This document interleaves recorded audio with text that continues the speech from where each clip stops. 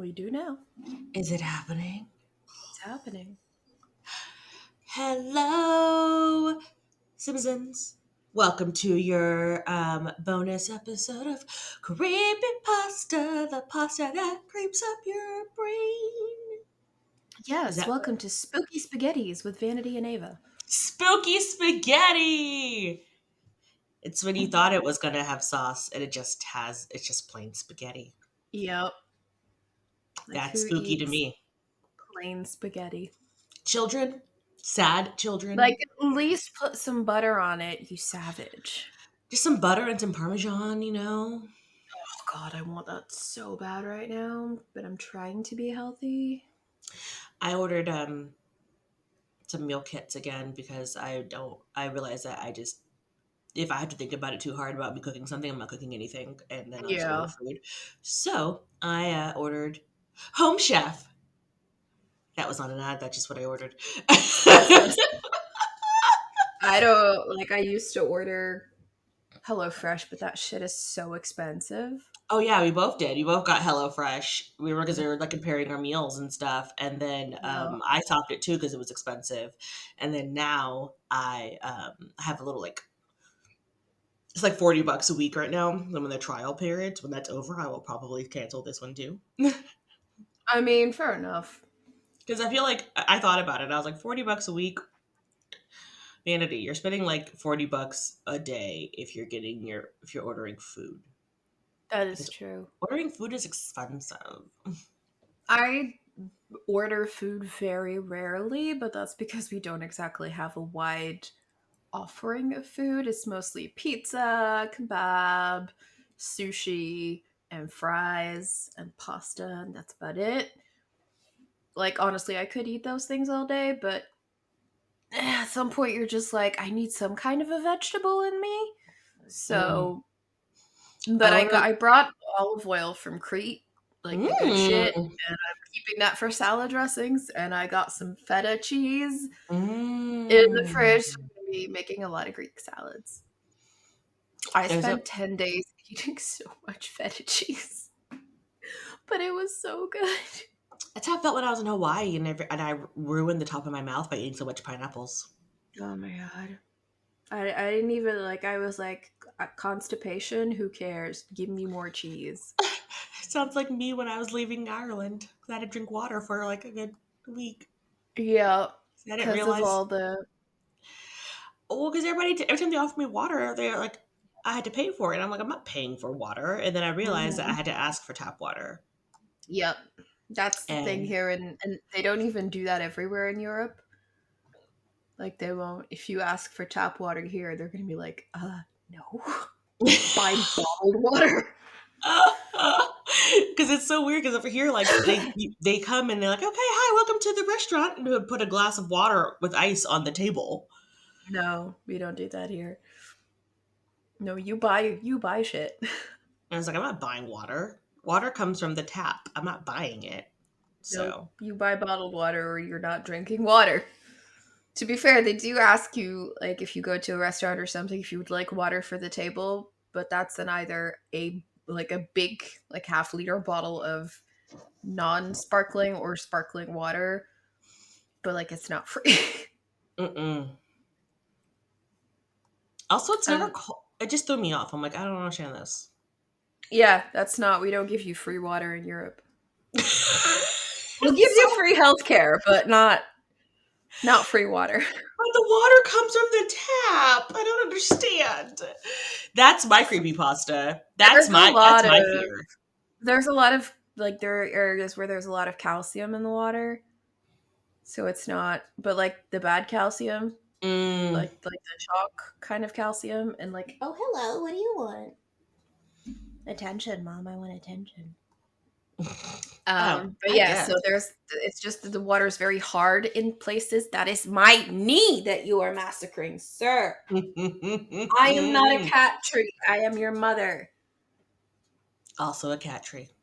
I think he's just mad because I left him for 10 days. Come here, you. So yeah, that's probably why you don't get free water, because it's just because the water is very hard in places, and like to the point where it like chalks up your machines and stuff. and we have water softeners. It's Hmm. yeah. Like it's not that you can't drink it, but it's not something that would look appetizing if you would put it on a restaurant table in like a glass carafe or something and like, here, have have this glass of very cloudy water. Sure, you can So drink yeah, it. Do you want to? I don't know. that's the thing. Like we're used to it and it's perfectly drinkable, but yeah, it just doesn't present well, I suppose. I think there might be some restaurants that offer like free tap water, but I haven't come across any yet. So Okay. on that account, Well, talking that about is Europe, being stingy with European water. water. it's it's our creepypastas, guys. But seriously Water though, just like, so happens to be what you use to boil pasta, and today we're talking about creepypastas. okay, So, so we did this last year for our bonus. And if you guys do not know what a creepypasta is, it is it's a dish. I'm kidding, it's not a dish. Um it is a story, like a viral story written anonymously, usually by somebody that they may or may not be true. yeah, they give you the impression that it might be true, but it's probably not true. But like it's written as if it's true. Like one of the more famous spooky spaghettis is Slenderman. Mm-hmm. Slender Has Man. unfortunately inspired some real life horrors, so I guess it's debatable on whether that's real or not. Still, okay, so I watched that documentary about that, and let me tell you how I just don't under I when I was that age, I don't granted, I really there were things that I believed that were stupid. Do not get it Yeah, twisted. But I I don't know a if I lot believe. of a lot of kids believe stupid stuff, but that doesn't mean they would kill somebody. I like this is the part where I'm like, there was something wrong with one of them, and the other one was probably very easily influenced and sort of went along with. I don't know, like what drives you to kill a person Well, she didn't die. or try to kill a person. But I let me tell you, just what kind of birthday present is that, you know? yeah, not great. It's Not like, great. happy Like there birthday, come to my sleepover, I'm going to stab you. I'm pretty sure there was there was something already wrong there. But But like, weren't you there like can two kids who killed a girl? well, no, no, no. So it was three friends, right? And one of them was having a sleepover for her birthday, and Oh yeah, she didn't die. she didn't die because they stabbed the shit out of her and then Yeah. left, and then she didn't die. Like she crawled herself, like freaking, and it was like somebody save me. But like, how do you come back from that? You know? You do not. Do you You ever do have a birthday not. party sleepover again? No, like Do you ever have friends again? Like, is she okay? I'm pretty sure like birthdays are permanently ruined for you. She was stabbed Like 19 times. 19 times. Is Like she next time, okay? next time somebody asks you, "Will you come to my birthday party?" No, no, I will not. I will not come to your birthday party. I still have the scars from the last one I went to, so no, thank you. Also, like, do you know how much effort it takes to stab somebody? Like, I know that sounds like a horrible, like, why does she know this? But think about it. Like, have you ever cut like a chicken? Have you ever Yeah, like try to like cut yeah. like a chicken breast? That's why in cases of dismemberment, it's usually like they use power tools.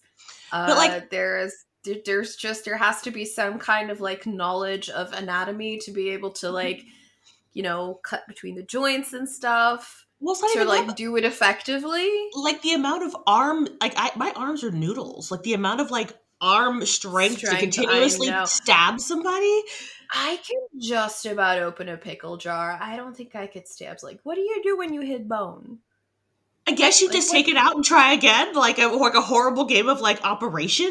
What is this? Like, is there like an See, noise? you and I would never stab someone because we're like, how, but I guess there are people who will And then follow and then a they thought fictional that character. after they did it, like the creepy Slender Man was gonna come and like take them away or Yeah, something. they were gonna go live with him. It's like Okay, what? so I have questions because this man looks terrifying. Why would you want to go live with him? Like, have if you have never seen a picture of the Slender Man, it's that thing.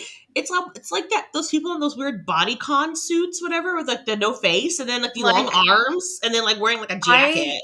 I know the housing crisis is kind of bad right now, but you don't have to be that desperate for a place to live. I mean, shit. I mean, Yeah. shit. But So I hope that she's okay. I know they're still in jail. I think she's okay. I know one of them appealed her sentence because she wanted to be retried as a juvenile Ma'am, you because stabbed they were someone like 19 times. There's 13. no way. I'm sorry. No, You I think they planned were. this? One of them was sentenced 25 to life. And the other was the maximum sentence, which was 40 to life. I think that's the one that like actually like planned it, and the other one's just going along with it.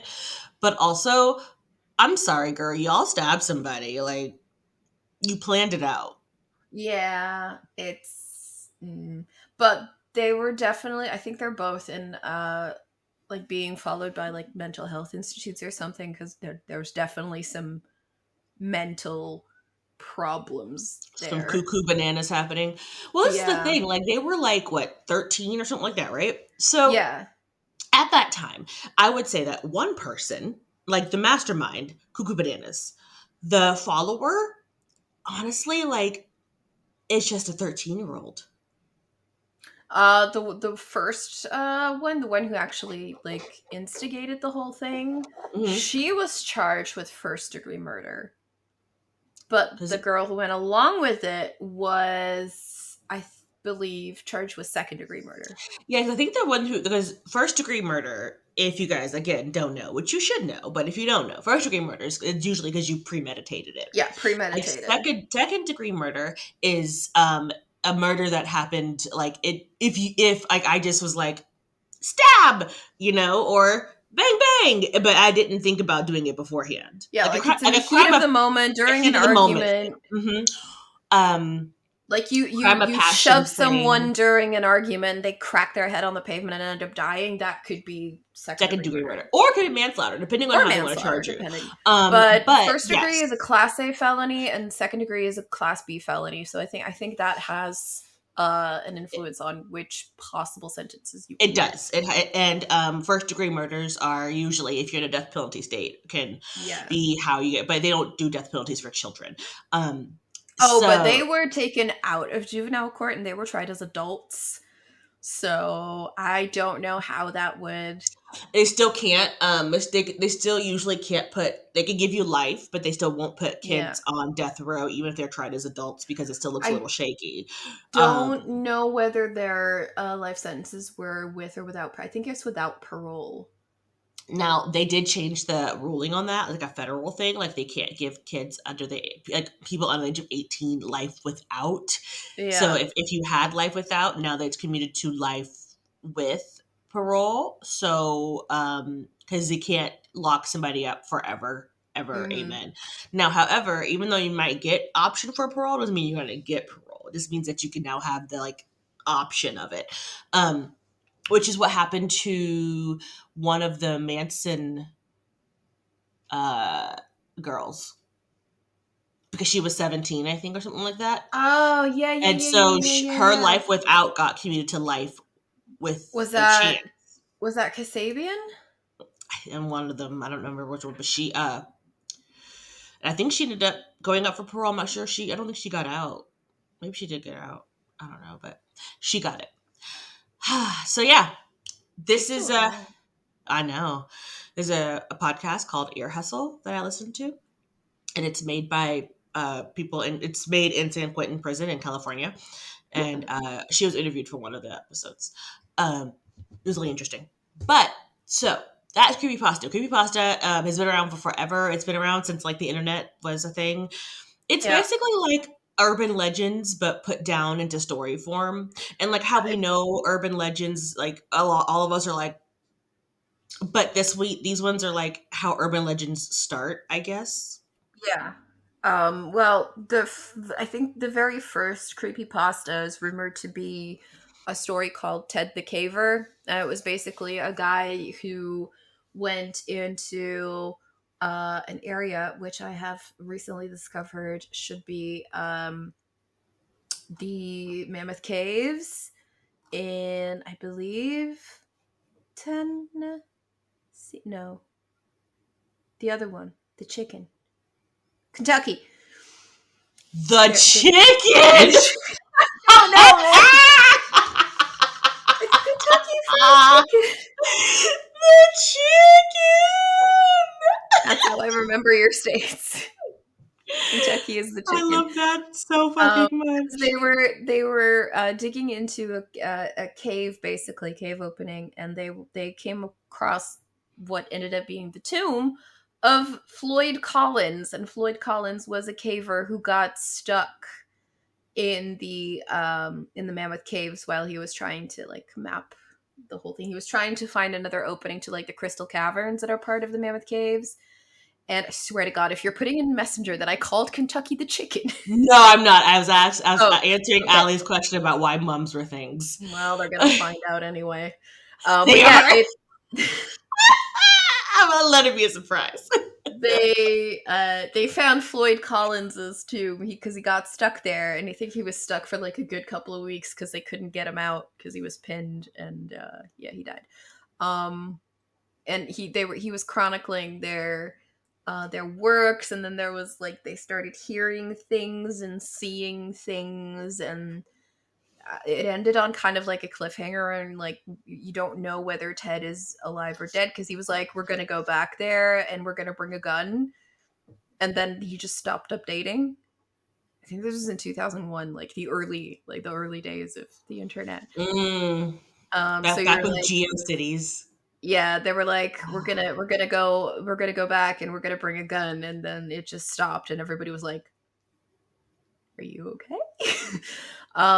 There's like Bitch, you alright? photographic evidence, like they've pictures that they took of the caves and everything. So it was kind of like a blog before Tumblr, I guess. Angel Fire, is that a thing? Oh my god, Angel Fire! Yeah. Ah!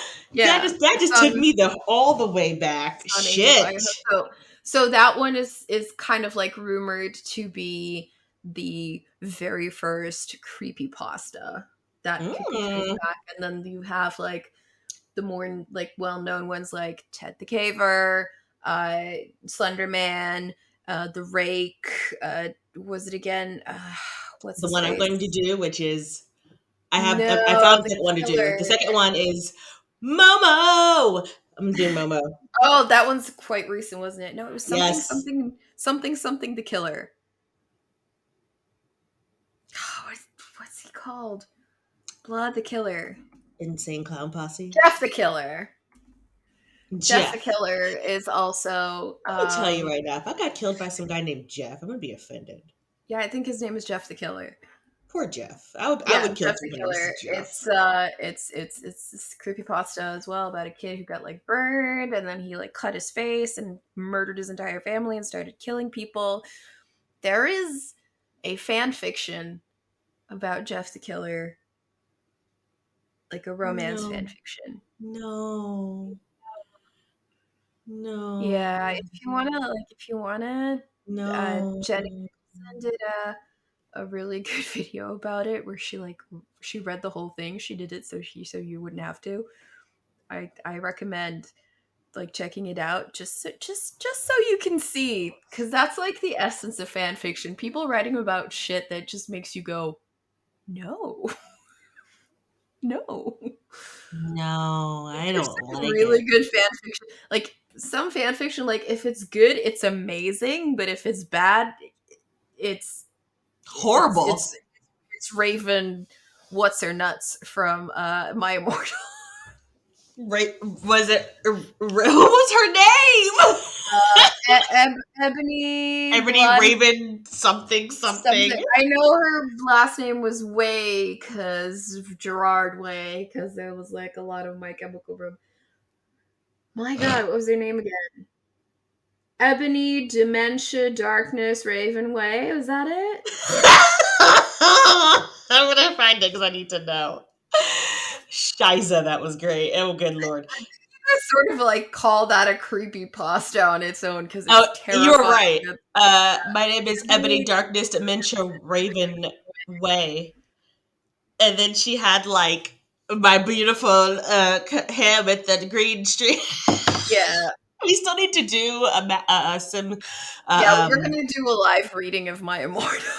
under the like podcast theater of that. If you so, how about this? like a My our radio lovely play. Simizens, if you guys would love us to do a plum bob theater reading of My Immortal, Let us know. let us know. Cause my God, like It's I a big swear to you, that was like the fan fiction version of creepypasta. Like that shit was it's just epic. something that makes you go, "What? What? Is this real?" It was beautiful. It was beautiful. And I Yeah. loved it. All right, so now But we're gonna today we're we're not gonna get talking into some about creepypastas. yeah, we're not talking about fanfic. We're talking about spooky stories that are supposedly true, even though they're not. They could be. They could be. They could. Let them That's the have their thing. time in the sun. That's why they're so scary. Like they could be true. It could be true. They could Okay, be. so we're gonna have the lovely Ava kick us off with Yeah. With a short one, I'm going to talk to you about the Lavender Town Syndrome, Lavender Town also known as Syndrome. the Lavender Town Tone or the Lavender Town Suicides. All right, here we go. So, That was my creepypasta music. anybody who's like me, who's a millennial, probably knows Pokemon. Um, Pokemon came out, I think, in 1995. Uh, they came out with Pokemon Red and Pokemon Blue for the original Game Boy. You know, those gray bricks with the purple buttons. And in February 27th, 1996, Japan released Pokemon Green. So Pokemon Red and Green came out on February 27th, 1996. Pokemon Green was never released outside of Japan, and this might be why it was never released outside of Japan. Because basically, it was a peak in suicides and illnesses of children between the ages of 7 and 12 shortly after the release of Pokemon Red and Green. And they say that these suicides and illnesses only occurred after the children played the game and reached Lavender Town. And those of you who have played these original games, and I mean the original games, like not the remakes or whatever, the original Pokemon Red and Blue, if you've been to Lavender Town, I think that's one of the town themes that sticks out the most. It had like this very slow, kind of a mournful dirge kind of tone because it had the Pokemon Tower where all the Pokemon graves were. And it had a lot of high tones, like high frequencies. And studies apparently show that only children and young teens could hear these higher frequencies since their ears were more sensitive. And that because of that Lavender Town tone, at least 200 children supposedly committed suicide, and many more developed illnesses and afflictions. And the children who did like unalive themselves usually did so by hanging or jumping from great heights. Those who did not unalive themselves, they acted irrationally, they complained of severe headaches after listening to it, etc., etc. So, if you play one of the newer games that take you to Lavender Town, the town theme now sounds nothing like the original tone. Like They're like, if nope. you if you want to know what it sounds like, Google it. It's probably still on YouTube. I'm pretty sure it's still around. Google it if you dare. But it's just it doesn't sound anything like it anymore, and um yeah, they say that the programmers fixed it to be at a local frequency, so children were no longer affected. And one video apparently appeared in 2010 that used some kind of special software. We don't know which special software. It just says a special software that analyzed the audio of the Lavender Town music. And when played, the software basically creates images of the unknown, which appeared in like Pokemon Gold and Silver. You know, those Pokemon that look like letters, Hmm. kind of. Yeah, and they appear um, near the end of the audio, and that raised kind of a controversy since they didn't appear until Generation 2, like I said, Gold, Silver, and Crystal. But apparently, the unknown translated to the phrase "leave now." But I again, just we feel don't like know if if anything tells me to leave, that's not like a person. I'm gonna leave. I'm Like, I gonna mean, oh, go. you want me to go? Yeah, sure, no problem. Like, I'm gonna bounce. It's fine.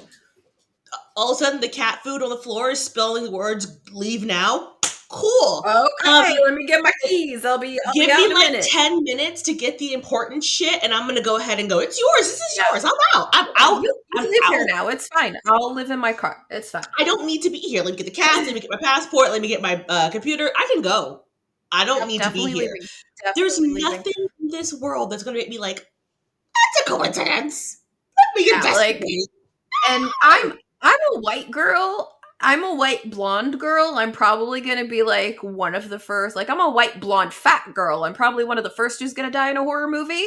No, honey, But no, not my I'm going ass. before you. I hear something in the basement, I'm not gonna go down there and go like, "Hello." No, I'm gonna take my shit and go and be like, "Okay, whatever's in that basement lives here now. That's your Goodbye." basement. Ma'am, it was just a rat. That's That's your fine. yeah. No, don't care. I'm out. Like, no, Super great. Like, absolutely not. I don't care what it was. I'm not there.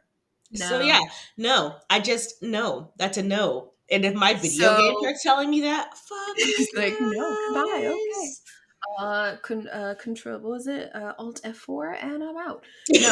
Um. Basically, that's the essence of Lavender Town syndrome. If you want to hear the theme tune, there is a link in like on the creepypasta fandom wiki to a video with the original theme. I do recommend you, like, if you've never heard it, like, maybe check it out because it is very creepy and you could sort of like imagine it being haunted or something.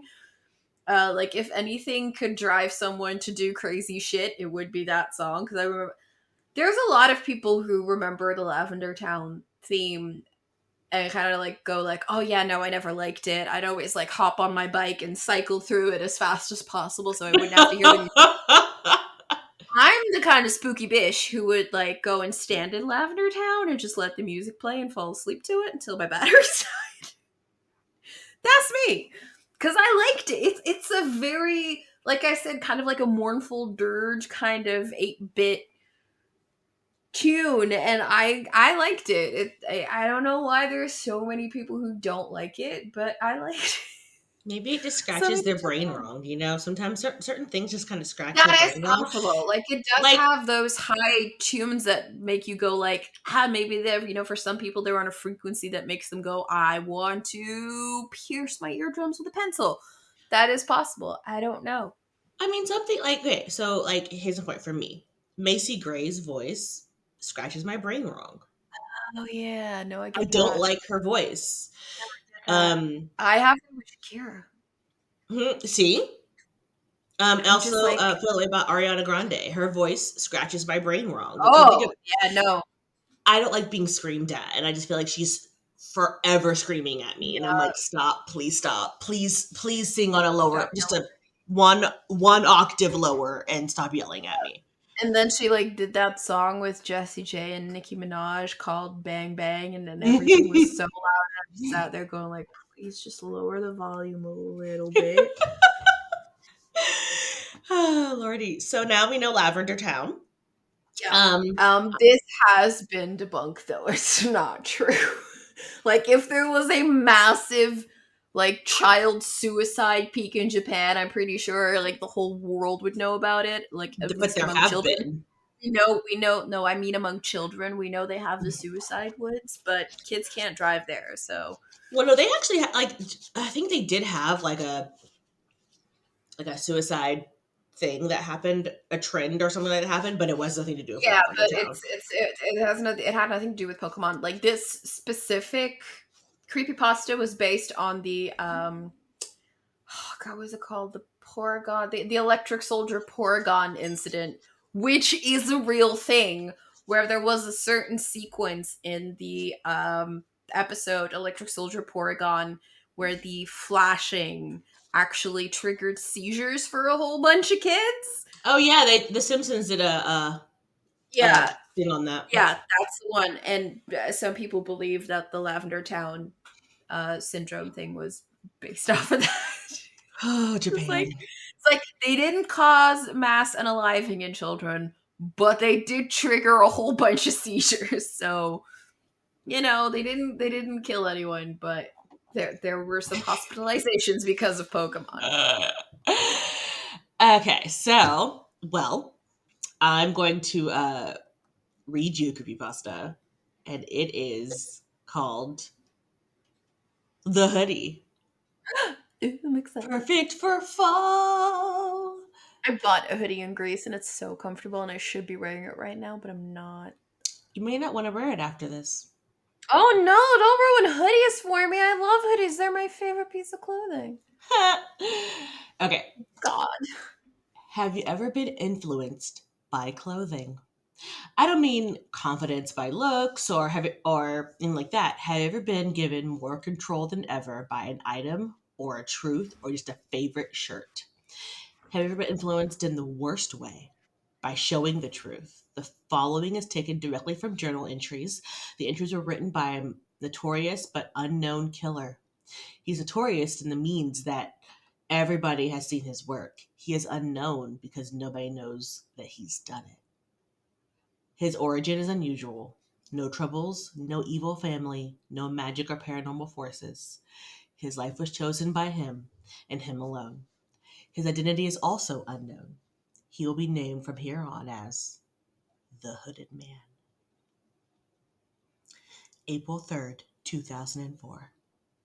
It's been really cold around here. I don't have anything really to cover myself. All I have are my t shirts and jeans. So today, I decided to get a jacket. I was just in a local store, nothing special. It's a black hoodie with a white lining. I think it looks pretty cool. And when I tried it on, the attendant said it suits me fine. I said thanks, to be polite. Common courtesy is so hard to find. So I bought it. I haven't taken it off yet. Not only is it warm, but I can really see myself doing amazing things in it. When I look at the mirror, I smirk. I feel amazing. I can't really explain it, but I like it. I really like it. I feel the need to put my hood up. Something about the hood has a way of making a person, of masking a person. Even though it shows their face, it hides something somewhere. It's really late right now. I've been feeling so great all day. Time flew around me. I'll have to explain more tomorrow. I was April. like, this isn't going to be about a sentient piece of clothing, is it? No? Oh, okay. Because that just weirds me. April 10th. I've had a hell of a week. I felt so great. I walked the halls like a big shot. I'm sure I looked smug. That's why Jack challenged me. He was so angry. Who never. What? That doesn't make any sense. Who never knew ignoring an insult was more insulting? Oh, who knew that ignoring an insult was more insulting than responding with shrewd comments about someone's family? He antagonized me. He asked for it. He threw a hard punch, and I stood. It stung harder than before when I actually argued with him. I think I lost I you. felt so cool all week. My confidence kept me up.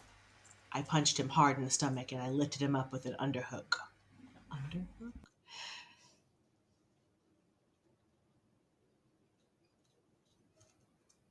It felt so good. It really did. Parents calling.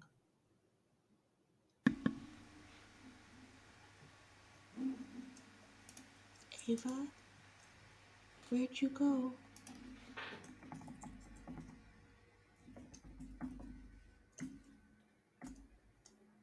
Oh no, are you back?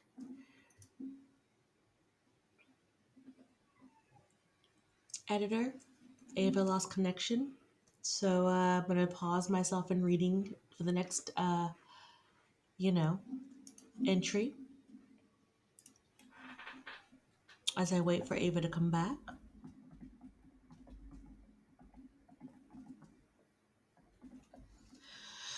We're just gonna wait for the connection. I'm gonna wait for her connection to come back.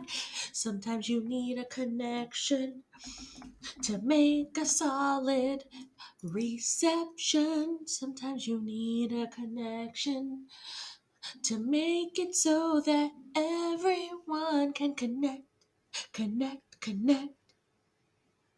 Internet, connect over the net. It's a place where we can meet each other. But sometimes the connection breaks, and what do we do? We're alone in the world, a black screen of sadness, and we wait, and we wait, and we seek through the darkness for a connection. Connection. We just lost connection. So I reach out through the ether to just find a way to connect. Will our wires cross? Will we see each other? Or will I just be alone? Waiting for a connection by myself in the abyss. Al Gore's World Wide Web of Sadness.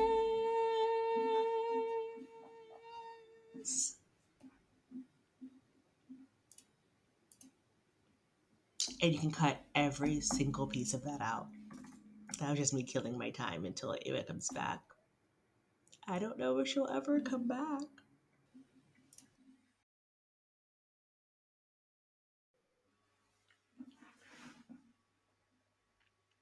Okay, editor. We're back. I just had parents calling. We're going on to the next section. April 14th. Jack still isn't out of the hospital. They said he's in a lot of pain. He spit a lot of blood. His I don't parent know what happened to Jack. uppercut. Oh, okay. Yep.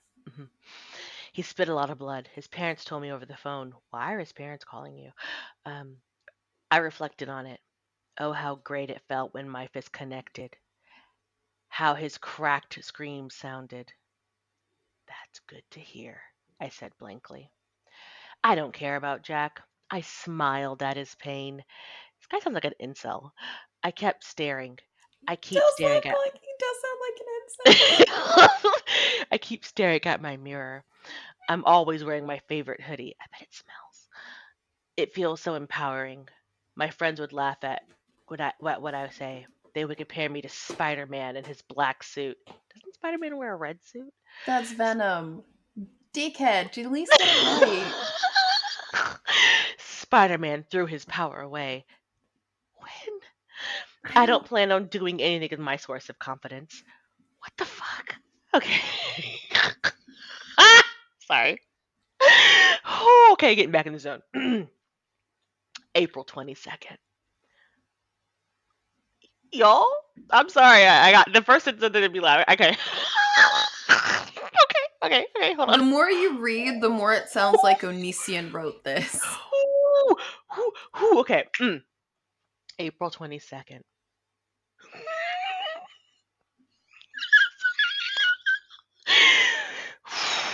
Okay. I'm sorry, I gotta get it out. Okay. She can't do it. She can't do it. Okay. Okay. Whew. April 22nd. Jack has gone to a better place. It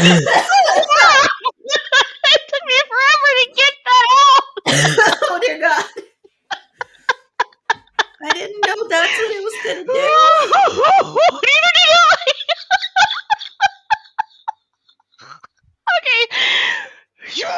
Okay. Okay. um, Jack has gone to a better place. The words Disneyland? rang through my ears. He's dead. He She's lost having too none of much my blood. bullshit. That uppercut was insane. He How do lost you too kill someone with an uppercut? he lost too much blood. Apparently, and the hospital didn't have any more blood to give him. How? That doesn't make sense. Nobody's ever died from an uppercut to the. Have they? I mean, in Mortal Kombat, Lost too much blood from a nosebleed? he uppercut him into the stomach. He uppercut his stomach. Or maybe internal bleeding? That's All I could so think of, weird. all I could think of, he's an uppercut was in Mortal Kombat when he goes whoopsies, like Oh whenever God, you. no. Okay. Okay, so he died Okay. from an uppercut to the Yes. tummy tums. Okay. He's dead. He lost too much blood. His father told me the day I visited. Why is Oh, he? no. Why is his dad talking to you? You killed his son. Okay. That he was losing blood due to a personal health condition. Hemophilia? Is he anemic? But the way his mother looked at me told me the real story. I killed him. Why are they allowing you in this room? I still remember the satisfaction of hitting him. I never wanted to kill him. I need to think about what I've done. Right? So stupid. That'll fix my feelings. But what is there to think about? Regret is a foolish emotion. I don't need regret. April 24th. Dad has been avoiding me lately, and Mom just tells me she loves me. They both want me to feel endless guilt, but I won't. Or rather, I can't.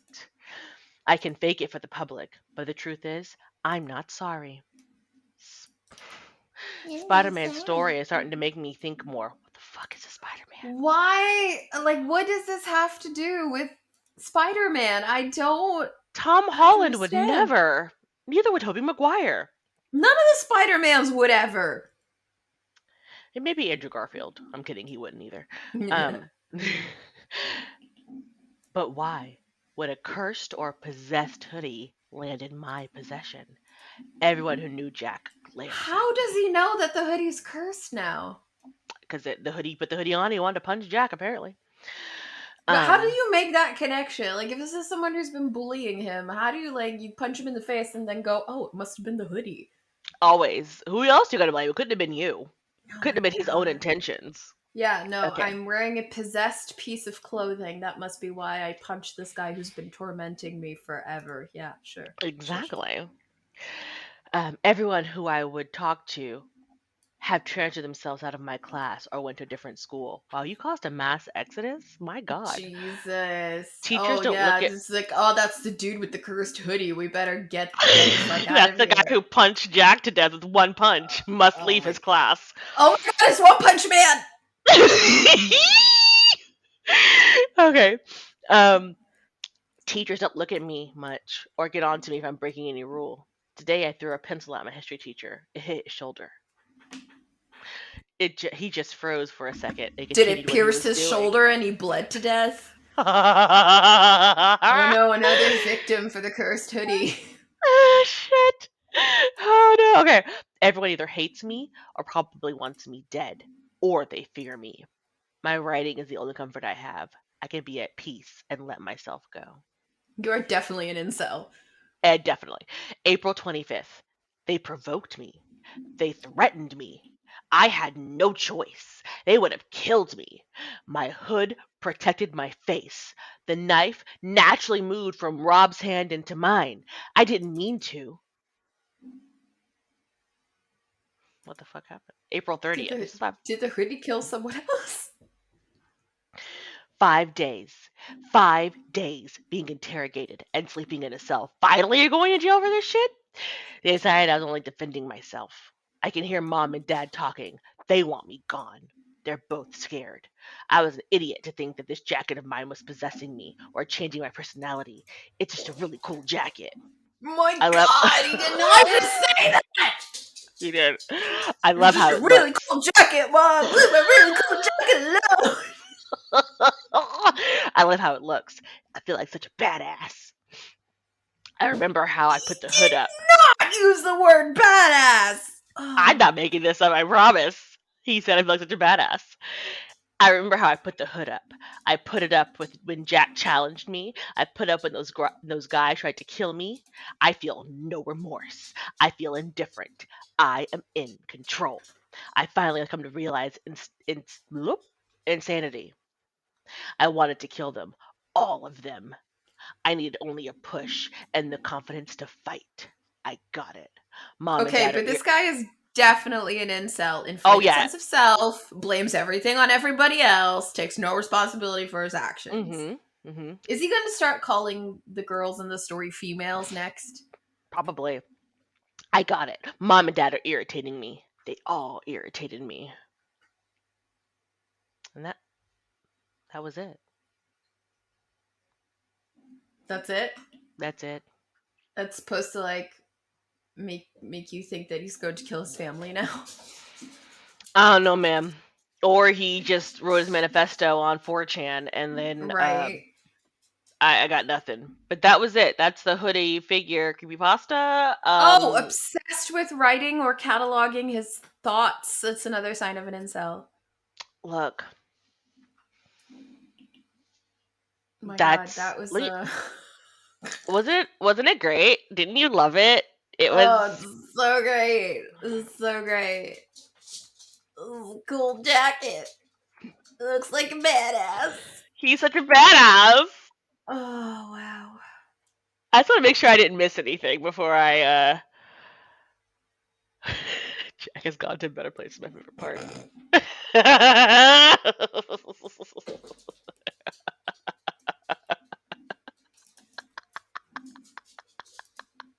This is this is definitely more fanfiction.net as opposed to like AO3 or something. No, this is Wattpad. Oh yeah, for sure, Wattpad. Someone's gonna make a movie out of it. It's gonna start a This Conan is film. straight up Wattpad. Oh lordy. Okay, so you're welcome. That was the hoodie or whatever. Um, thoughts? No. None. Just okay, that's the thing. Jack has gone to a better place. Transfer I literally could not get that sentence out. to private school. Everybody transferred out of his class or to a different Oh school my because of his. I God. bet that hoodie smelled. I bet that's what it was. But if he punched someone to death, how is he still allowed to go to school? Like, you punched a Jack guy in is the gut. dead. He died. How are you not like two teenagers stabbed their friend almost to death? She didn't even die, and they went away from 40 to life. My man fucking uppercutted Jack in the gut, and Jack died. And then he stabbed apparently Rob. And apparently his parents called him and went like, "So you killed our son? Just thought you should know." Up. Jesus Christ. Yeah, no, that makes sense. Oh man, this is why I love creepypastas so much. That was great. Why? Like, obviously there are levels of creepypastas. I think that one is definitely like canned ravioli or something. But look, that one had like that's one of like apparently the classic creepypastas. I picked like one of the classic ones that had all these upvotes and shit. So like people loved that one. That is the Jesus. Chef Boyardee SpaghettiOs of creepypasta. Right. Like, not good for you, but sometimes you just need it, I guess. Oh my God, that was Great. Interesting. So now Interesting. we're gonna learn what is your next one.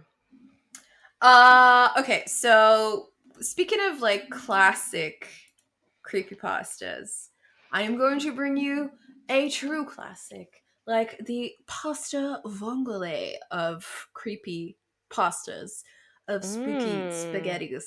Let me tell this is you. a caco de pepe. Oh, cacio e pepe?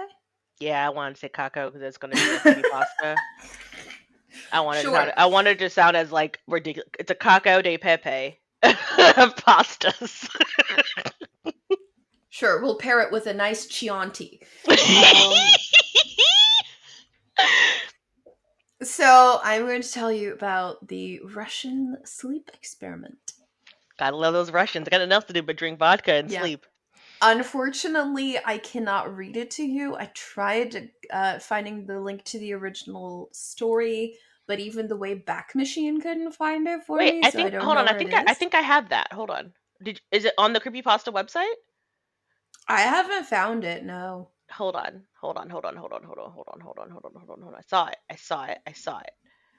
Where is it? Where is it?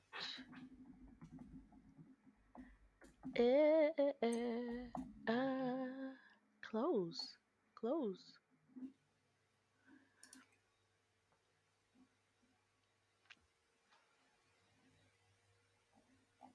Oh, I found it.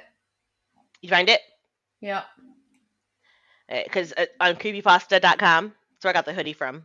Yeah, I got creepypastafandom.com, so I got Mhm. this. Just so you know, Um, there's me citing my sources, guys. I went to creepypasta.com and I found the yep. hoodie and then my next story. So you're welcome. Yep. So let me move the microphone a little closer. There we go. Oh, Get into I am ready.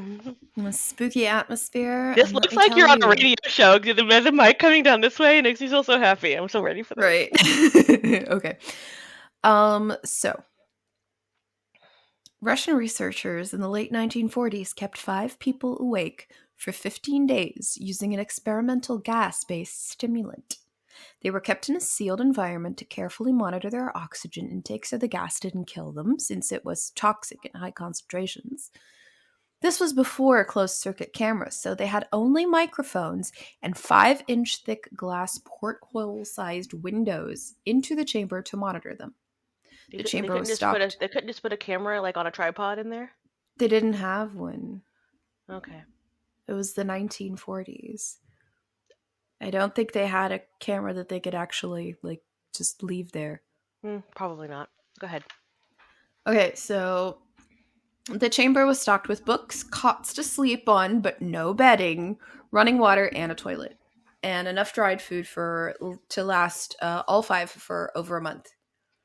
Oh my The god. test They're all subjects. time out. Time out. They have all they have are dried food.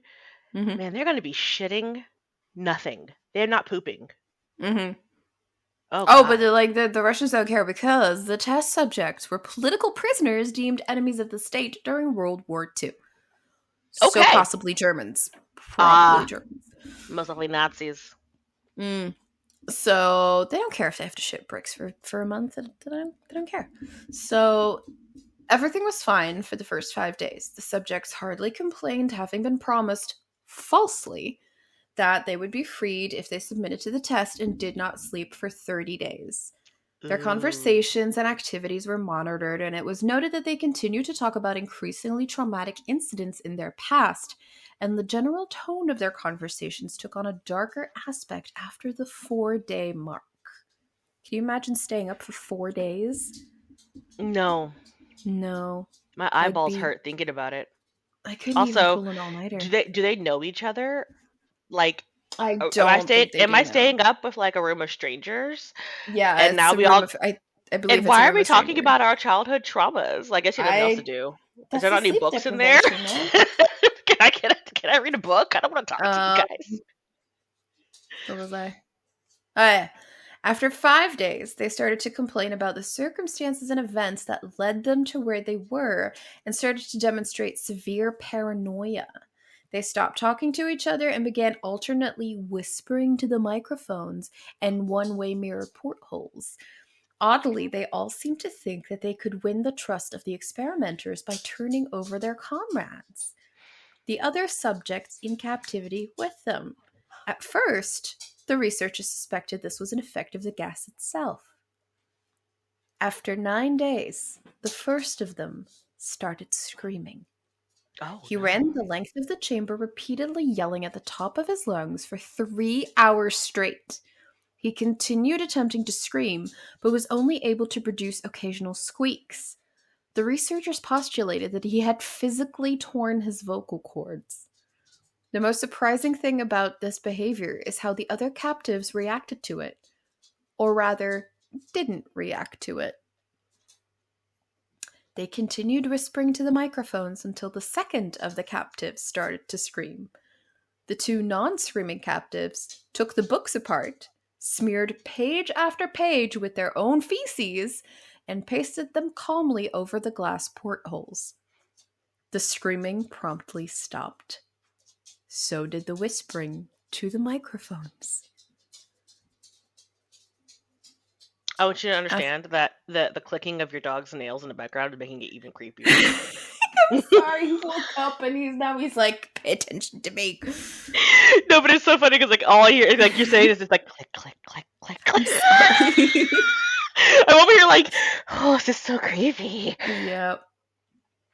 So after 3 more days passed, the researchers checked the microphones hourly to make sure they were working, since they thought it impossible that no sound could be coming with 5 people inside. Nobody thought The to open the oxygen? fucking door. No, they were still observing. You can't observe.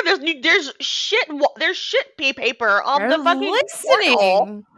The oxygen consumption in the paper in the chamber indicated that all 5 must still be alive. In fact, it was the amount of oxygen 5 people would consume at a very heavy level of strenuous exercise. So they were like, I don't know, doing lunges or squats or something. That's not where my brain went, but go ahead. On the morning of the 14th day, the researchers did something they said they would not do to get a reaction from the captives. They used the intercom inside the chamber, hoping to provoke any response from the captives. They were afraid were either dead or vegetables. They announced, "We are opening the chamber to test the microphones. Step away from the door and lie flat on the floor or you will be shot. Compliance will earn one of you your immediate freedom." To their surprise, they heard a single phrase in a calm voice respond. "We no longer want to be freed." Debate broke out among the researchers and the military forces funding the research. Unable to provoke any more response using the intercom, it was finally decided to open the chamber at midnight on the 15th day, so they got halfway. The chamber was flushed of the stimulant gas and filled with fresh air, and immediately voices from the microphones began to object. 3 different voices began begging, as if pleading for the life of loved ones to turn the gas back on. The chamber was opened, and soldiers sent in to retrieve the test subjects. They began to scream louder than ever, and so did the soldiers when they saw what was inside. 4 of the 5 subjects were still alive, although no one could rightly call the state that any of them in life. What happened to The food rations past day 5 had not been so much as touched. There were chunks of meat from the dead test subjects' thighs and chest stuffed into the drain in the center of the chamber, blocking the drain and allowing 4 inches of water to accumulate on the floor. Precisely how much of the water on the floor was actual blood was never determined.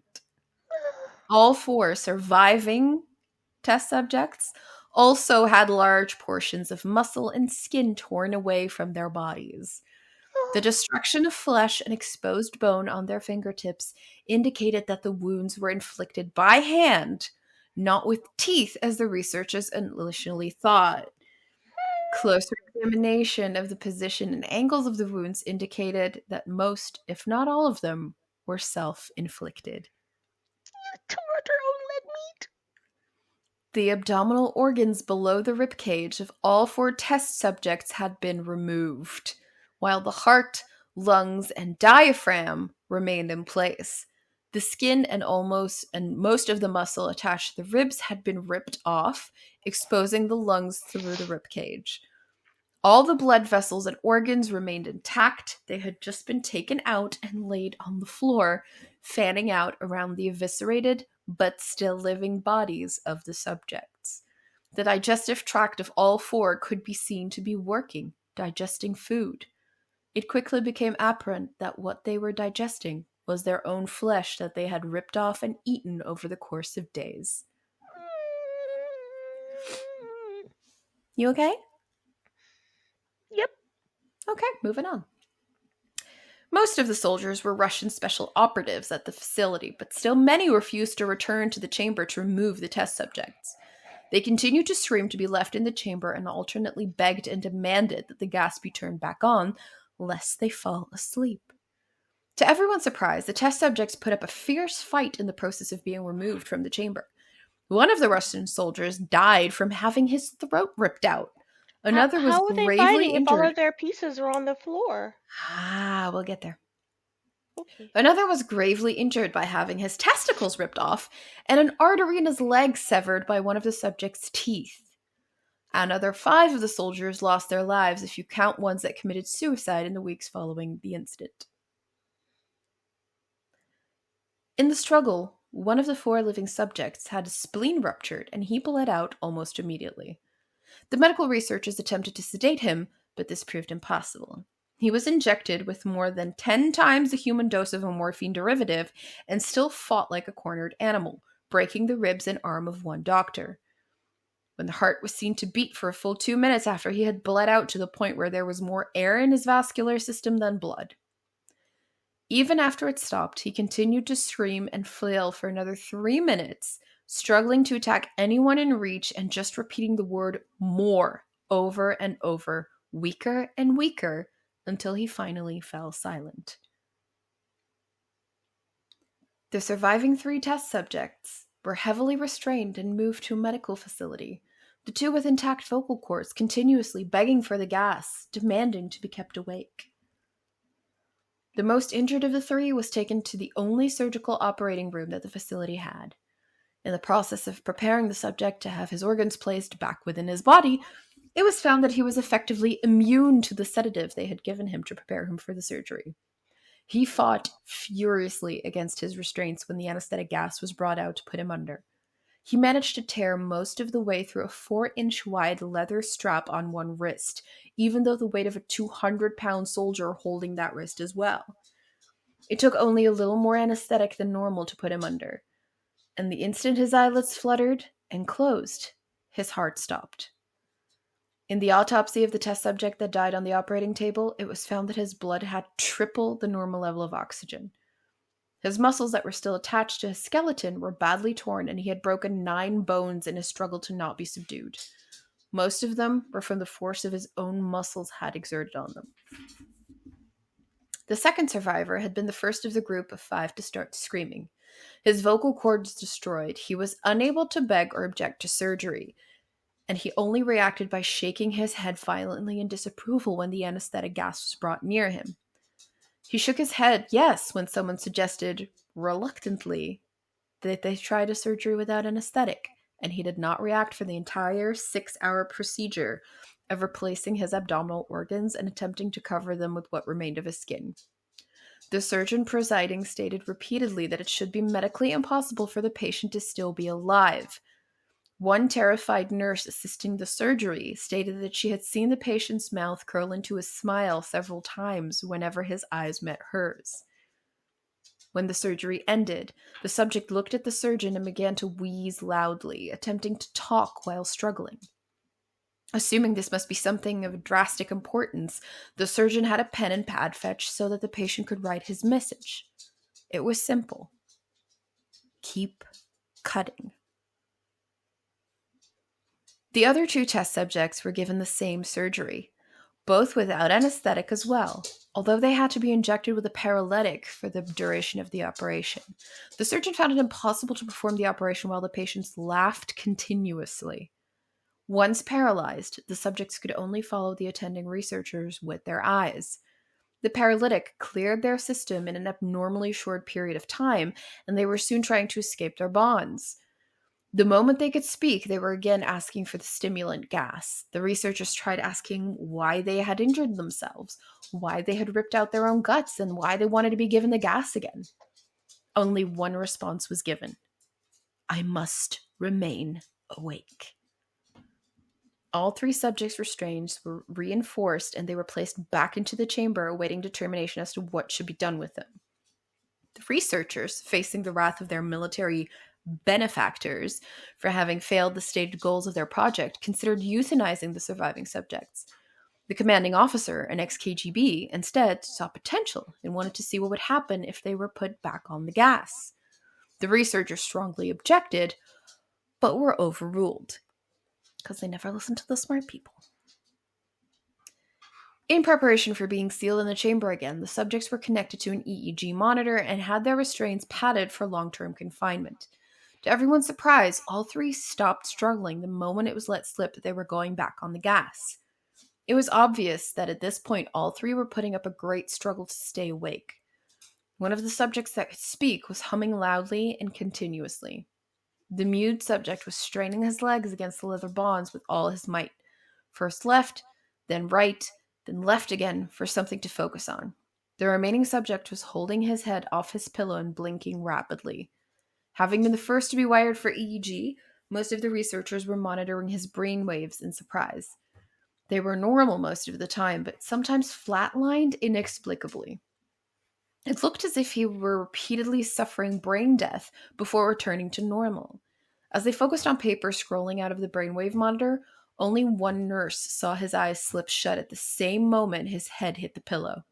His brainwaves immediately changed that out of deep sleep, then flatlined for the last time as his heart simultaneously stopped. I'm going to take a quick break to blow my nose. Please edit this out.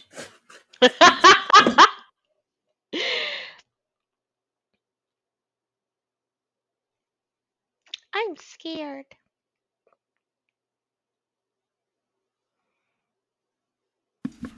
Okay.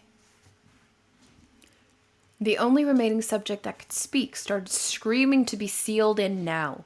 His brainwaves showed the same flat lines as one who had just died from falling asleep. The commander gave the order to seal the chamber with both subjects inside, as well as 3 researchers. One of the named 3 immediately drew his gun and shot the commander point blank between the eyes, then turned the gun on the mute subject and blew his brains out as well. He pointed his gun at the remaining subject, still restrained to a bed, as the remaining members of the medical and research team fled the room. I won't be locked in here with these things. Not with you, he screamed at the man strapped to the table. What are you? He demanded. I must know. The subject smiled. Have you forgotten so easily? The subject asked. We are you. We are the madness that lurks within you all, begging to be free at every moment in your deepest animal mind. We are what you hide from in your beds every night. We are what you sedate into silence and paralysis when you go to the nocturnal haven where we cannot tread. The researcher paused, then aimed at the subject's heart and fired. The EEG flatlined as the subject weakly choked out. So nearly free. Original author unknown. And that was the Russian sleep experiment. You gonna have a good sleep tonight, Vanity? I mean, what the fuck? I know. That was good. I know. The thing is, though, like, it could be true. Like, if anyone would be crazy enough to try an experiment like that, it'd probably be the Russians. You ain't wrong. It would Let's definitely be be the real. Russians. Let's be real. Wow. Wow. That was a lot. That's creepy. That was a lot. That is, yeah, that's the Russian sleep experiment. That's basically one of the OG creepypastas, one of the classics. That is a classic. That is a classic. I Well, was also considering doing Ben Drowned, but that is a lot. I was There's gonna. like I saw that one too, video. and it was like, Yeah. but it's like estimated time 47 minutes, and I was like, yeah, nope, I'm not reading that. Yeah. No, it's a lot. Okay, well, I guess we'll go into our last creepypasta story, which is wait. I guess I wanna be like you now. Hold on. Is it about another piece of murderous clothing? Welcome, dear listeners, to the story of Momo. Oh God, Momo.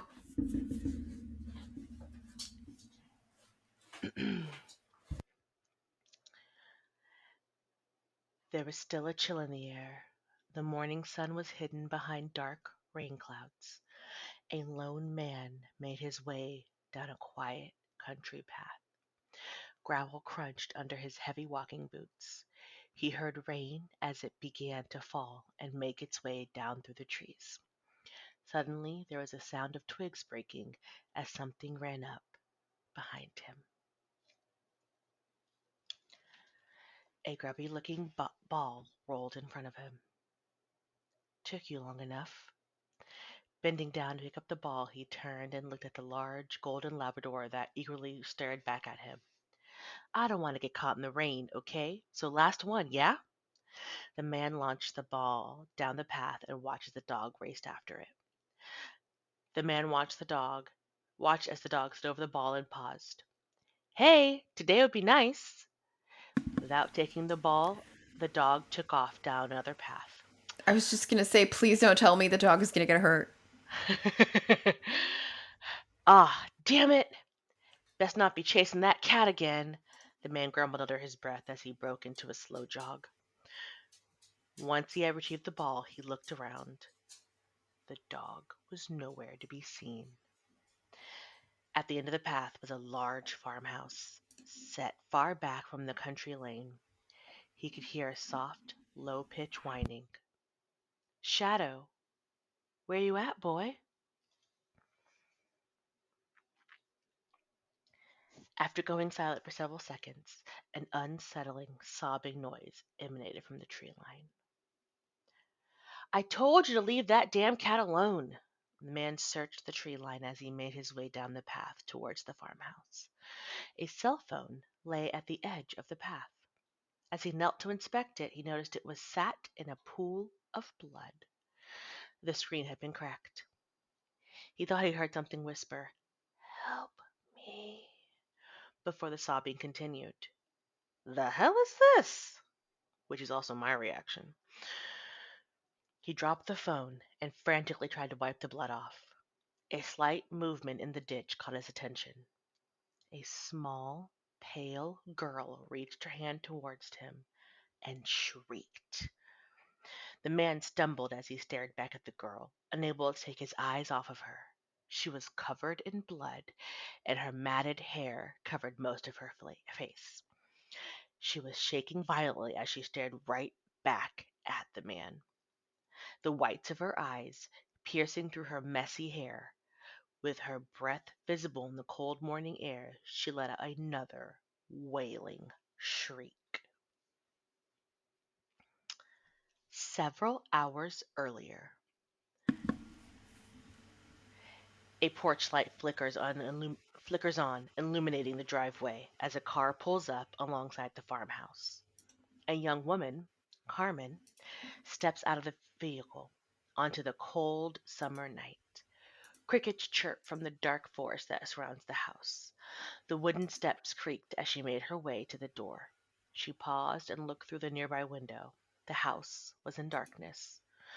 Carmen pressed the doorbell as she continued to look through the window. Nosy. She flinched at how loud the ringing was. She pulled out her cell phone and scrolled to the contact, Amy. Carmen paced beside the door as she made the call. It rang several times before Carmen realized she could hear a phone vibrating. She peered back through the window and saw Amy's phone lighting up a section of the living room. Carmen let out a sigh, muttering under her breath, What's going on, Ames? She knocked on the door. Amy, better be a good reason you're ghosting me. No reply, and Carmen tried to let herself in. Moonlight poured into the kitchen window, flickering through the swaying trees. Ames, where are you? A breeze sent a chill over Carmen, and she rubbed her arms. The door slammed shut in the draft, blocking the light from the porch. Startled, Carmen flinched and inhaled sharply. Alexa, lights on. Slowly, slowly, the large open plan room was lit up, except for the kitchen area that remained illuminated by the moonlight. Carmen walked over to the cell phone and picked it up. Wiping the dust from the screen, she noticed a lot of messages and missed calls, all from the same number. A preview of a message caught Carmen's attention.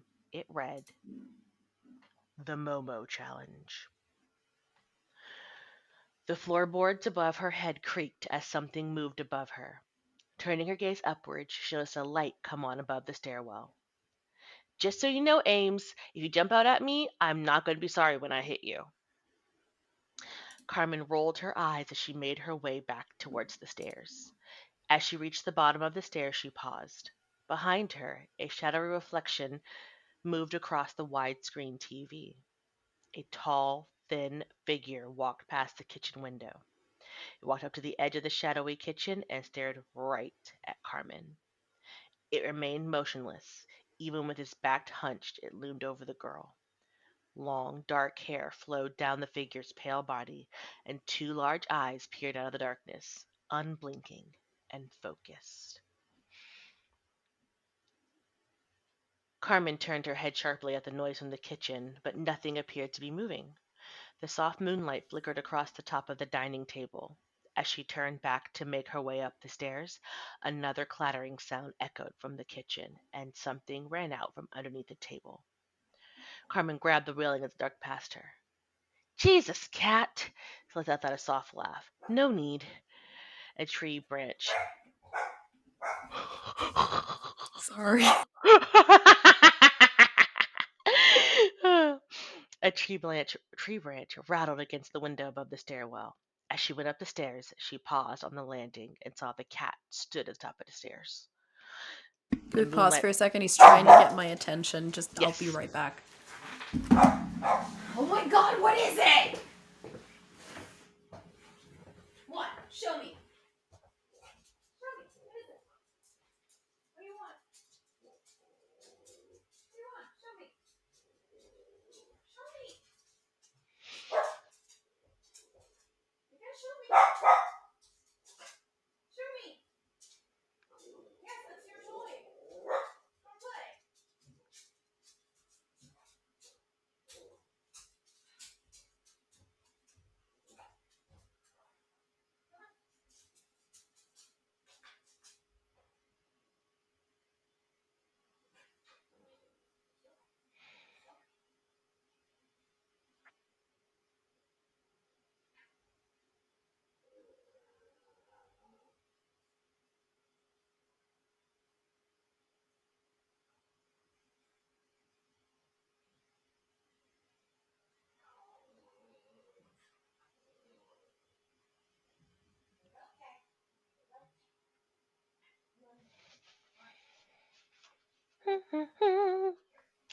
Dogs are looking for things. What is it? Creepy dog things. What is it? Picking up my meals for home chef.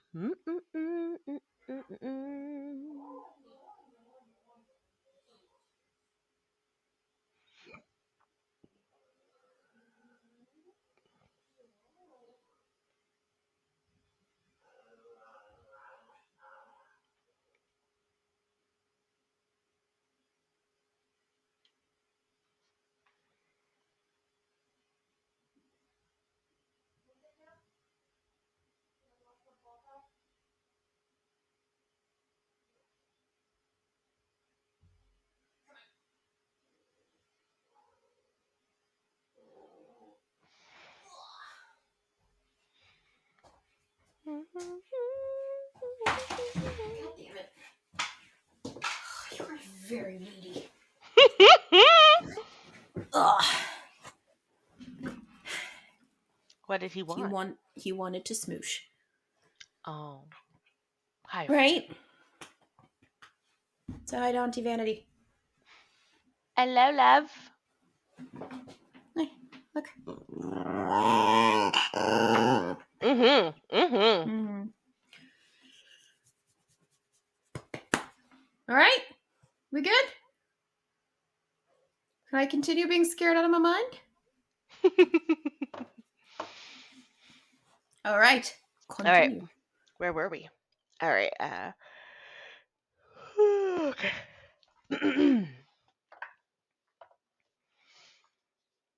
As she went up the stairs, she paused on the landing and saw the cat stood at the top of the stairs, the moonlight reflected in its eyes. Think you're funny, don't you? As she reached out her hand to pet the cat, it hissed at her and ran away. The tall, pale figure watched from the dark corner of the landing as Carmen looked around. The figure tilted his head back to a neck-breaking degree as Carmen looked right through it. Once she was upstairs, the lights below suddenly went off. Carmen ignored it and walked along the corridor towards Amy's room, finding the door slightly open. She gently knocked the door with the back of her hand. Looking through the gap, the room was in darkness. Amy? Behind her, the long dark hair of the pale figure dangled from the ceiling above Carmen. The pale figure opened its wide mouth, and snake-like tongue emerged, slithering towards Carmen. As she slowly entered the room, the door was ripped out of her grasp, and she was pulled into the darkness.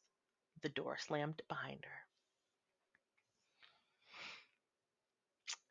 The sound of metal grinding reverberated through the room as a deadbolt clicked into place. What the hell, Amy? Carmen put the lights on and turned to face her friend. Carmen? Carmen's annoyed appearance quickly turned to one of concern. Damn, what's going on with you? Amy was shaking with dark circles around her tearful eyes as she looked over at her friend. Carmen grabbed her arm. Are you cutting again? Seriously? Amy pulled her arm away and clasped the wound. You shouldn't have come. Why? Why are you here? Amy walked towards the window, muttering incoherently and frantically searching for something outside. You sent me a message to come over and something was wrong. Carmen watched as Amy froze. And now that I'm here, I would say that this is an understatement. Amy held her head in her hands and began to shake her head. No, no, I didn't. I refused. Carmen looked around the room. She realized the extent of the mess. It was in a disheveled state. It was like someone had ransacked the place searching for something. Carmen put her hand on Amy's trembling shoulder. Amy, you have to tell me what's going on right now. Amy stayed quiet for several seconds, searching for a response. Did you see her? The puzzled look on her face, Carmen shook her head. Who? Amy pulled away from her friend and began to search on her desk. My phone. I need it. Where is it? Carmen took the phone out of her pocket and handed it to Amy. You left it downstairs. As Amy searched for something on her phone, Carmen noticed loose pages scattered across the dresser table. A drawing of a faceless woman caught Carmen's attention. As she picked it up, it revealed a notebook underneath. An oval face with two large eyes is drawn on the cover. The name Momo literally carved into the cover hundreds of times. Carmen looked over at Amy as she paced about, fixated on her phone. On the first page of the unknown number was written in elegantly stylistic font with the title, The Momo Challenge. Before Carmen could say anything, Amy pulled at her shoulder. Here, look! She held the phone out to show Carmen the security camera feed, scrolling through the multiple feeds. What am I meant to be seeing here? Amy completely ignored the question. Carmen looked back at the papers scattered on the desk and then at her friend, focused on her phone. Amy is unaware of her friend's worried not glaze. Once Amy got to the camera feed outside her bedroom, she gasped and began to shake. The tall, pale figure was right outside the door with her face pressed up against it. She's here. Carmen takes the phone and looks at the same feed. There was nothing there. The hallway was empty. Amy's eyes opened wide as she looked at the screen. The pale figure rolled its head back to look directly at the camera. She smiled widely, her jaw swung open, its mouth open to a jaw-breaking degree, and its snake-like tongue slithered down the closed door. Amy spun to face the door. Watching the tongue slither up and down the door, she began to cry and shake violently. Her legs went numb and she collapsed to her knees. Carmen held her friend desperately as she tried to calm her down. The tongue slithered up to the deadbolt and hesitated. Then it flicked the light switch off. Amy was now sobbing uncontrollably.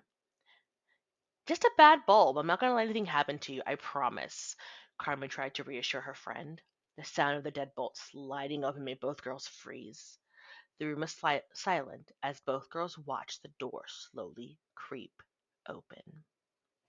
Nothing was there. Carmen stood up to go and turn the lights back on. Amy's phone started to ring, making Carmen jump. She recognized the number, the one from the book, the same one Amy had multiple unread messages from. Without hesitation, she answered the call. "What do you want?" Carmen blasted angrily. All she could hear on the other end was a raspy breathing. Behind the girls, pale, bony fingers curled up out of the large dresser table mirror. They held onto the frame. The pale figure appeared, with dark circles where the eyes should be. The figure pulled itself through the mirror, the limbs contorting at impossible angles. It towered over Amy and stared down at her. Carmen flicked the light switch on and looked at the hallway. Nothing was there. Who else is... Carmen turned back towards her friend. She dropped the phone to the ground and the screen cracked. Her gaze focused on the tall figure looming over her friend, its pale skin glistening in the moonlight. The flowing dark hair reached the ground and pulled around Amy. It raised its freakishly long arm, and Amy stood up, completely focused on Carmen. "Amy, you need to come over here." The fear was evident in her voice. The figure lifted its head to face Carmen. Its round, black eyes shimmered in the light. "I'm sorry, Carmen. I have no choice." Amy's eyes turned black as she moved swiftly towards Carmen. As Amy lunged at Carmen, the figure's thin, lipless mouth turned into a smile. The next morning, the man slid into the ditch beside the injured girl. She tried to say something as he helped her sit up. Her body was covered in horrific injuries. The man wrapped his jacket around her. His dog hid in the tree line and barked hysterically. The girl began to cry uncontrollably as she looked back at the path. Stood on the path, Amy and the pale figure stared down at her. Her friend was almost unrecognizable.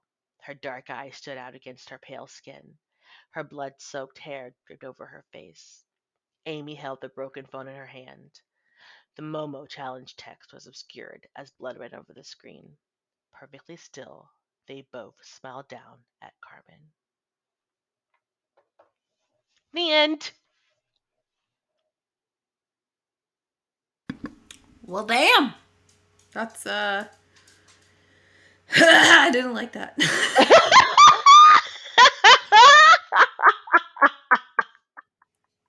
Though to be fair, I have heard an episode of Freaky Folklore about Momo, and it was equally horrifying. Didn't like it. I don't know what Momo is. Don't Google it. There was this. The Momo challenge was this thing. There was this picture of a woman with like a beak and black eyes going around, and there was a rumor that kids were like doing the Momo challenge, and it was like forcing them to hurt themselves or commit suicide and stuff. What? What is the Momo challenge? Yeah, like the Momo challenge would be like it would challenge them to hurt themselves. Why would you do that? That's stupid. I know, but that was it. You know, there was this whole thing about like parents were being worried that their children were being influenced to hurt themselves because of this Momo challenge thing, but it wasn't real. It was a whole thing. Kids are stupid. Kids are all stupid. My Actually, God. in this case, it was the adults that were stupid because they were like, "Oh my god, there's a challenge out there that's making our kids unalive themselves." No. But there wasn't actually a challenge, right? No. Okay. Then the adults are stupid. But Yeah. adults will believe anything though. Like, Yeah, like if it's on the internet, like a certain age of adults are gonna be like, the internet is trying to hurt our babies. my Bibles, reefer madness, but the internet version, internet madness. Damn you, Al Gore! Because he invented the internet, guys. In case you guys didn't know. Won't somebody please think of the children? Think of the children! All this unfettered access to the interwebs. Oh no! Really, we Yeah, should but write the about like them the because picture they. is creepy though. Like, I not gonna have seen the lie. picture with the eyeballs and the long Yeah, face. Yeah, no, yeah. that I remember that picture like circulating around, and I really couldn't figure Mm, out what the fuck was going on because I'm too old. Um, and I was that's like, what it oh. is. Now that I read the story, though, the story is kind of creepy. Not gonna lie, but it also doesn't make Yeah. any sense. Like none of these creepypastas have an ending, No. and that's what bothers me. Where's my ending? You're supposed to like it's supposed to have this like ominous feel of, something horrible could still happen. Cuz if you end it, that's it. It's over and it can't like grow. If that makes sense, like some of these creepypastas were then later expanded upon. It's like if you want good creepypastas, you need to go to Nichan, the Japanese kind of like 4chan message Mm-hmm. board. They share some of the most amazing like Japanese horror creepypastas, but like as if they are real. Like one of them Mm. was, oh god, what was it called?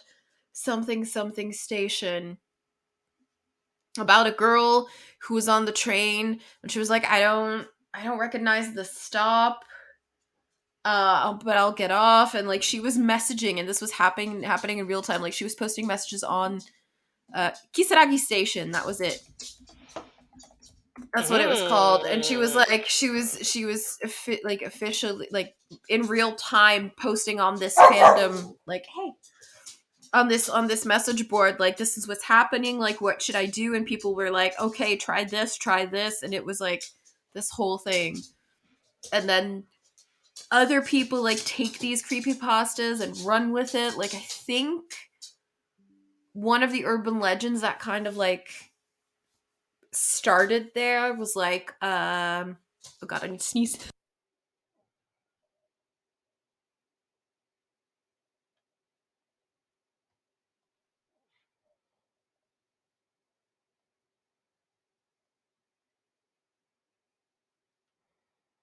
Oh, my nose is bleeding again. Hello. um like, do you know the slit mouth woman, No.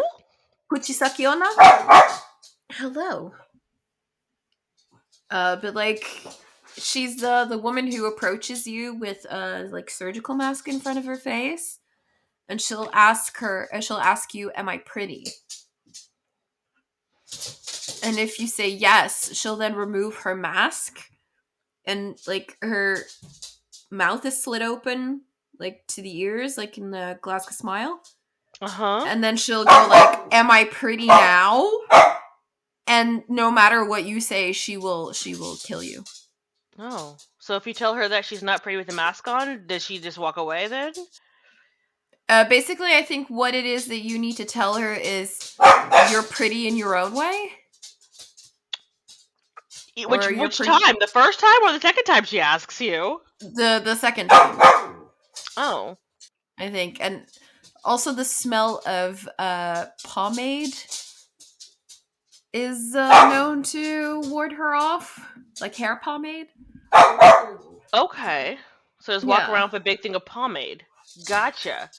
yeah. Well, guys, if you have any of your favorite creepypastas that you would like us to read and know, please send us that. Please, like, I want to know more about creepypastas. Every time it does, I'm like, I want to know more creepypastas. But yeah, if you have like a favorite one, that doesn't end in nothingness, let me know. But there's this really cool show. It's called like what is it, 4 second or 4 word horror story. It's on Netflix. Ooh. It's really cool. I have a really good, like, if you like creepypastas, check out Kowabana on Spotify. It's a podcast about like Japanese horror stories, and this lady, she's an Australian lady. She's a very nice accent, and she translates Japanese creepypastas from Nichan and then tells them on the podcast, and it's amazing. Because these are like, they have endings. They have the endings you seek. But Well, some of then, them are like really like holy shit, because well, Japanese horror. I do love for spoopy season to listen to spoopy things on my way to work in the mornings. So, because I have Definitely check out Kowabana then. send me like the name of that in I the will do chat. that. I will do that. I'll link to the Spotify in the chat. But this was fun, guys. I had a good Yeah, time. this was fun. We could I just know more that out. you can murder somebody with an uppercut as long as you're wearing a hoodie. That's my takeaway. Punch them in the spleen, ruptured the spleen, boom. Problem solved. He died.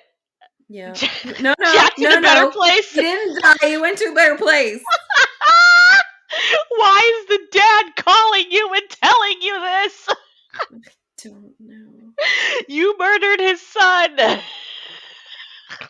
It's like, I'm pretty sure his lawyer would be like, don't do that, maybe? Let the police handle this? No, he wanted to tell his son's murderer that he's murdered, and he was very Yeah, like, just letting apparently. you know, hey, Oh, he's in a better God. place. I Good times. still don't understand how he made the leap to like, this hoodie is possessed. Like, this must be the hoodie and not the fact that I have a mental illness. What does Spider-Man have to do with it? I don't know, man. I suppose because Venom was like a symbiote, alien symbiote that like took over. But he's literally talking about Spider-Man, not Venom. He said Spider-Man multiple times. Yeah, I know. I guess at some point Venom takes over Spider-Man. I don't know. Spider-Man wasted his powers, man, but not him. Not him with his hoodie, his magical hoodie with the white trim on the inside. Jesus. All right. Well, that was fun. I'm gonna go eat a muffin. Yeah, I'm quickly going to like try and get some sustenance and take the dog out because he's getting on my nerves. I think he wants like outside. Do you want to go? Right. Do you want to go outside? Do you want to go walkies? It has been fun. Super fun. See you later. Bye.